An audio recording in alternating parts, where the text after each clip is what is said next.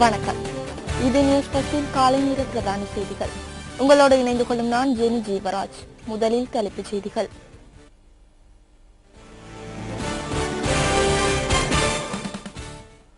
மனித உரிமைகள் கூட்டத்தொடரில் கலந்து கொள்ளவுள்ள இலங்கை பிரதிநிதிகளின் முதலாவது குழுவினர் இன்று ஜெனீவா பயணம்.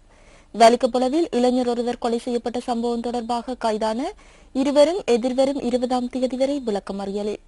கூவைக்கட்டு நோய் தாக்கத்திற்கு இலக்காகியுள்ளார்களா என்பது தொடர்பில் களுத்துறை பிரதேசத்தின் அனைத்து பாடசாலைகளின் மாணவர்களை சோதனைக்குட்படுத்த தீர்மானம்.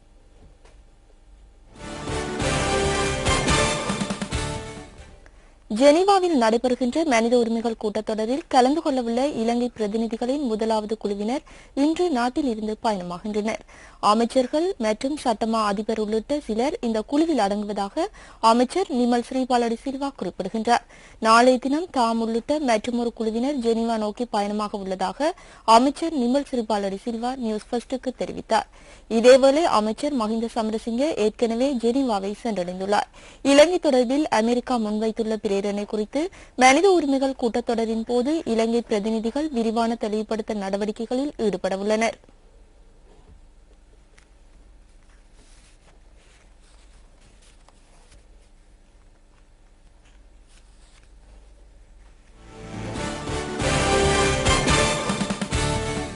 வலிகபுல ஹட்டன்கல பகுதியில் இளைஞர் ஒருவர் தாக்கி கொலை செய்யப்பட்ட சம்பவம் தொடர்பாக கைதான வலிகபுல பிரதேச சபையின் உறுப்பினர் மற்றும் முச்சக்கர வண்டி சாரதி ஆகியோர் எதிர்வரும் 20ஆம் தேதி வரை விளக்கமறியலில் வைக்கப்பட்டுள்ளனர்.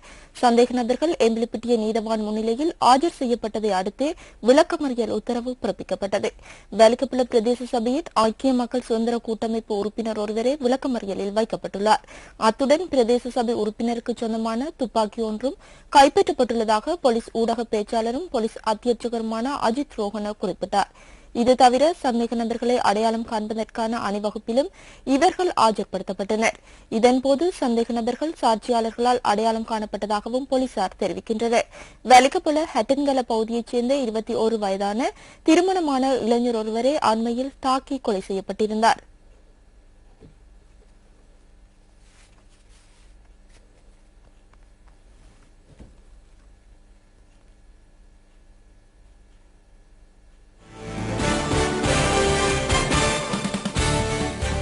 கூவைக்கட்டு நோய் தாக்கத்திற்கு இலக்காகியுள்ளார்களா என்பது தொடர்பில் களுத்துறை பிரதேசத்தின் அனைத்து பாடசாலைகளின் மாணவர்களை பரிசோதனைக்கு உட்படுத்துவதற்கு மேல்மாகாண சுகாதார அமைச்சு தீர்மானித்துள்ளது. களுத்துறை தேசிய சுகாதார ஆய்வு நிலைய பிரிவிற்குட்பட்ட 2 பாடசாலைகளில் 500க்கும் அதிகமான மாணவர்கள் கூவைக்கட்டு நோய் தாக்கத்திற்கு இலக்கான சம்பவத்தை அடுத்து இந்த தீர்மானம் எடுக்கப்பட்டதாக மேல்மாகாண சுகாதார சேவைகள் பணிப்பாளர் டாக்டர் அமல் ஹர்ஷடி சில்வா குறிப்பிடுகின்றார். அதன் பிரகாரம் களுத்துறை சுகாதார வைத்திய அதிகாரி பிரிவுடன் தொடர்புடைய அனைத்து சுகாதார வைத்திய பிரிவுகளிலும் உள்ள பாடசாலைகள் சோதனைக்கு உட்படுத்தப்பட உள்ளன. இந்த சோதனையின் பின்னர் கூவைக்கட்டு நோய் தாக்கத்திற்கு இலக்காகியுள்ள மாணவர்களை வேறுபடுத்த உள்ளதாக பணிப்பாளர் டாக்டர் அமல் ஹர்ஷடி சில்வா கூறினார். அத்துடன் குறித்த சுகாதார வைத்திய அதிகார பிரிவுக்குட்பட்ட சிறுவர்களுக்கு மீண்டும் MMR தடுப்பூசி மருந்து ஏற்றும் நடவடிக்கையை இன்று முதல் ஆரம்பிக்குமாறு ஆலோசனை வழங்கியுள்ளதாக மேல்மாகாண சுகாதார சேவைகள் பணிப்பாளர் தெரிவித்தார். மாணவர்கள் கூவைக்கட்டு நோய் தாக்கத்திற்கு இலக்கானதால் தற்போது போம்புவெல மற்றும் ஆரம்ப பாடசாலை மற்றும் போம்புவெல மகா வித்தியாலயம் ஆகியன மூடப்பட்டுள்ளன. அத்துடன் இந்த பகுதியின் 12 முன்பள்ளிகளும் மூடப்பட்டுள்ளதாக சுகாதார தரப்பு உறுதி செய்துள்ளது.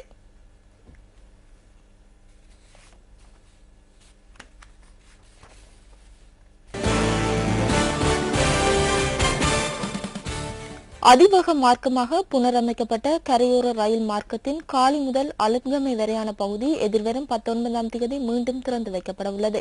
தற்போது மூடப்பட்டுள்ள காலி முதல் அலுத்கமை வரையான ரயில் பாதை சித்திரை புதுவருட பிறப்பிற்கு முன்னர் திறந்து வைக்கப்பட உள்ளதாக ரயில்வே போக்குவரத்து அத்தியட்சகர் LAR ரத்நாயக்க குறிப்பிடுகின்றார். இந்த ரயில் மார்க்கம் புனரமைக்கப்பட்ட பின்னர் மணித்தியாலத்திற்கு 100 கிலோமீட்டர் வேகத்தில் ரயில்கள் போக்குவரத்தில் ஈடுபடுவதற்கான சந்தர்ப்பம் கிட்டவுள்ளது.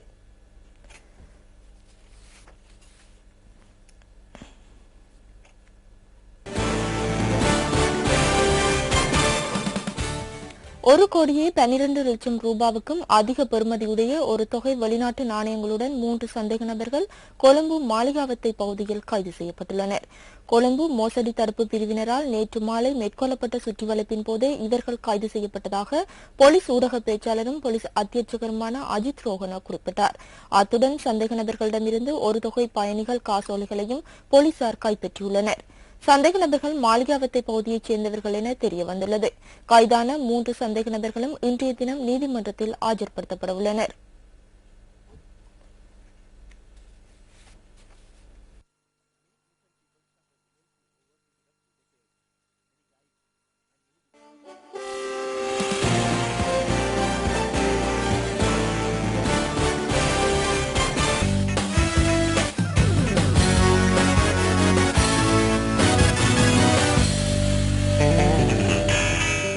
ஆசிய கிண்ண கிரிக்கெட் தொடரில் இலங்கை கலந்து கொள்ளவுள்ள தீர்மானமிக்க போட்டி இன்று பாகிஸ்தானுடன் நடைபெறவுள்ளது.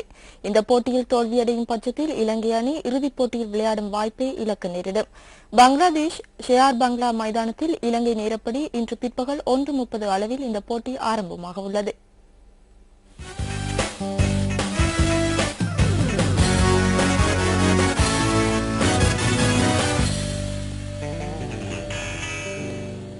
இலங்கையின் அழகிய எழில் கொஞ்சம் பகுதிகளுக்கு உங்களை அழைத்துச் செல்லும் டிஸ்கவர் ஸ்ரீலங்கா தொகுப்பு அடுத்து.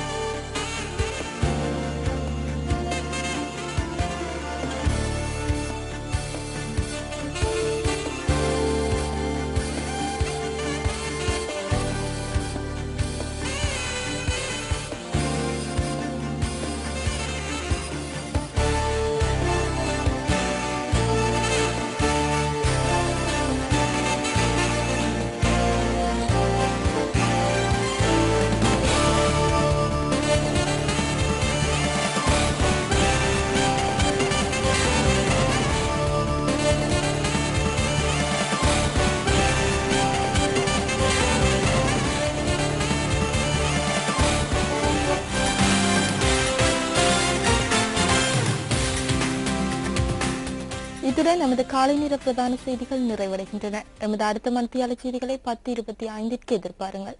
வணக்கம்.